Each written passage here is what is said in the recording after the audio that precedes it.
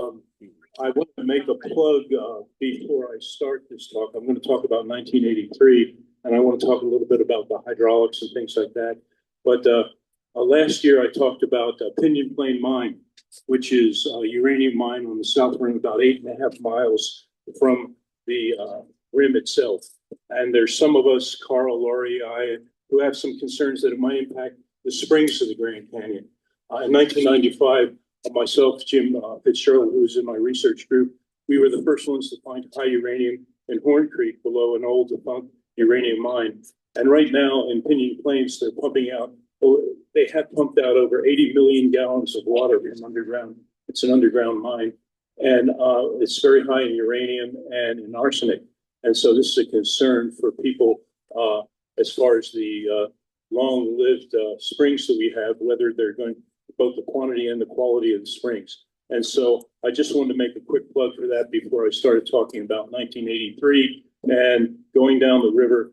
I got to admit, this first slide is a little bit cheating. This is not from 1983. It's me pinwheeling through Upset Rapid. I put that in so you know that my brain is as waterlogged as some of yours. I was on a private trip. It was my first trip in the Grand Canyon in 1983, and my purpose here is to talk a little bit about the hydraulics and things like that. But before I start, how many of you ran the river in 1983? Okay, I want to honor you guys. You know, a lot of you started voting well before that. You're the pioneers, and you're also very old.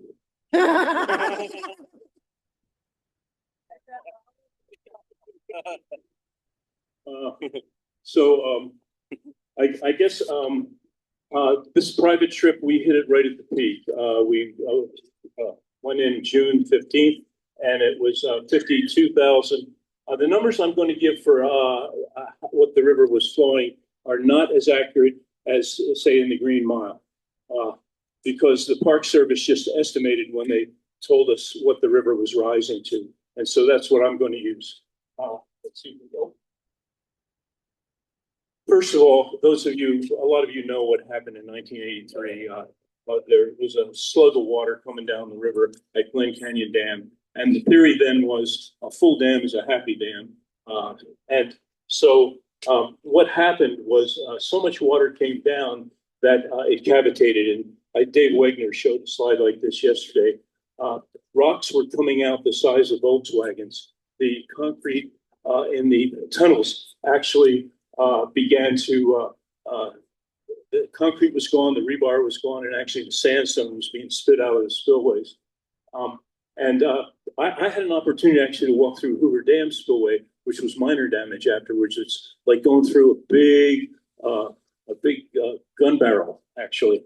But cavitation, a lot of you might not know. I always thought that when I was in a rapid getting thrashed, it was all air in those bubbles. But a lot of it is water vapor. What happens is in low pressure, the water expands, and actually that bubble is water. It's water vapor. And then it collapses, sends out a shock wave, and then the other bubbles, it propagates into a bigger shock wave. And that's what you're feeling when you thrash. One of the things a lot of people don't know, too, is how close they came to losing the dam. When they built the dam, they put all the water through tunnels, diversion tunnels. And that's what this is here. Let's see.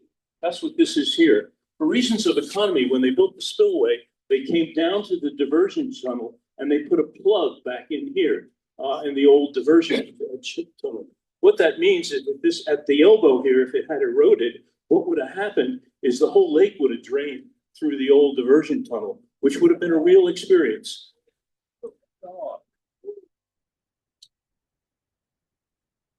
So what they did is they wanted to reduce the flow, and so they put up what's called flashboards. And at first these were, at first these were plywood here, as you can see, and then they put in better ones. That plywood was holding back the whole lake and rising it. If you know anything about hydrostatics, that's the same as a swimming pool. You're holding back the same pressure, even though it's the whole lake. Okay, so here's the private trip, and my friend's Volkswagen. Hugh Phillips invited me. We climbed Mount Rainier and Mount Hood the year before, and I didn't know what I was getting into.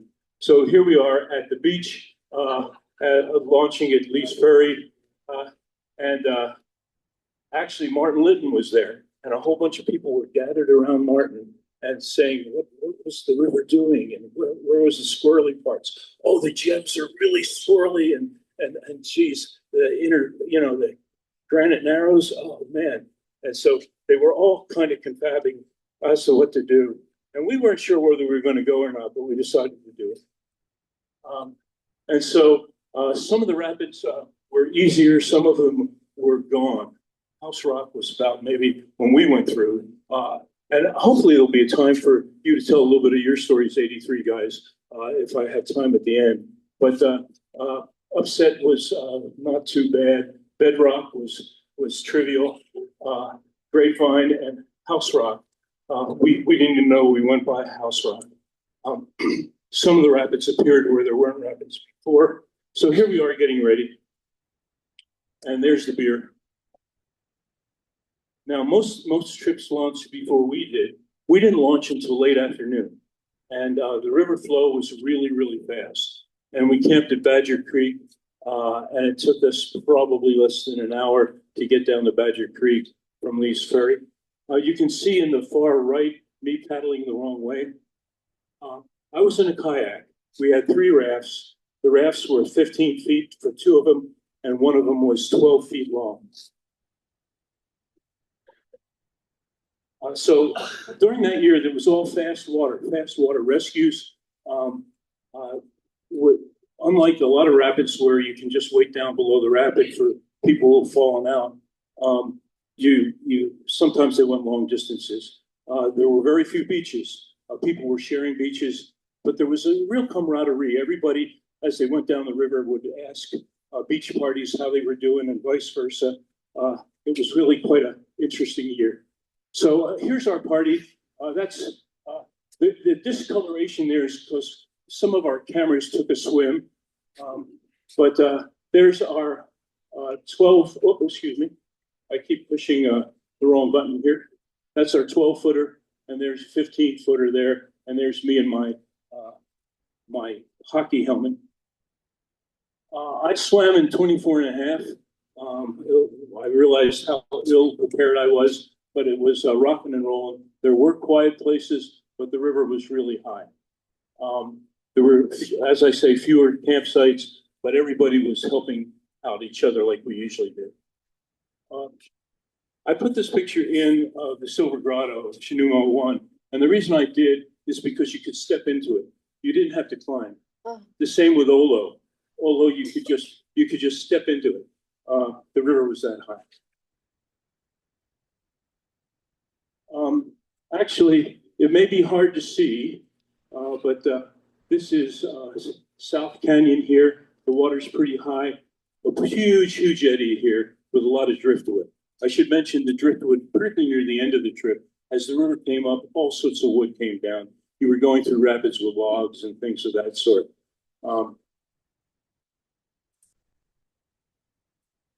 So there's boats here at the bottom of the pictures in our party. You probably can't tell how high the water is here looking at Basie's Paradise, but it's pretty high. But this one you probably can. It wasn't until my second trip down that I realized you usually didn't kayak to the back of Redwall Cavern. So that's Redwall Cavern in the back there, and my kayak coming out of it. Now, these are not my pictures, but I think a lot of you have seen these pictures. A lot of you have posters of one of these from last night. The power and the glory. But the reason I'm showing these is because Crystal, those of you who didn't do it, it created one big hole, and about 90% of the river went in, and the thing was you wanted to cheat right. The Tammies over there were drowned. You had to try and nip the Tammies on the right, the Tamarisk. There was a ledge that you had to keep your downstream oar really high as you went over. So here's our party, and I'm going to show you some pictures. This is our second boat through, and I have a story about that later. Here's this is our second boat through. Here's our second boat later on in Crystal. Here's our second boat in Crystal. I'm sure you can't see it, but now you can see it in this picture. Oh. So we had swimmers, and the swimmers went. We finally got the boat out just above Bass, which was about maybe what 6-7 miles down. The swimmers went. One of them got out before Tuna Creek, maybe 2-3 miles down, just as you hit the gems. Here's our first boat through. This is Steve with his parents, Jay and Betty.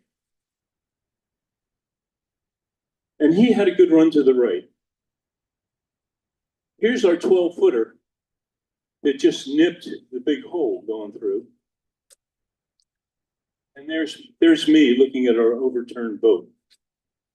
I caught up with our last swimmer about a couple miles down, and she had the highest flotation vest possible. She would disappear in whirlpools. Whirlpools were, the eddy fences were probably the worst for me in a small kayak. If you ever feel highfalutin about yourself, go down a big river in a very small boat, and it'll put things in perspective. But I tried to, in the whirlpool, she would disappear from sight and come back up, like 15, 30 seconds later. In my kayak, a lot of the whirlpools caught me as well. And my kayak and myself would totally disappear from sight. That's how deep, they were 5-6 feet deep. This is Georgie. We ran into Georgie the day after she went through. And this is not my picture, but I talked to her afterwards, and Georgie said, they don't make boatmen like they used to. This is Shinumo, and the one on the right is a modern picture of Shinumo, and the one on the left is when we went through. Give you an idea of the water level. Let's move on. This is not from the trip, but I wanted to show you what it was like going down a whirlpool in a kayak. Lava set up so it was sort of one big lateral on the right and about 3 laterals on the left.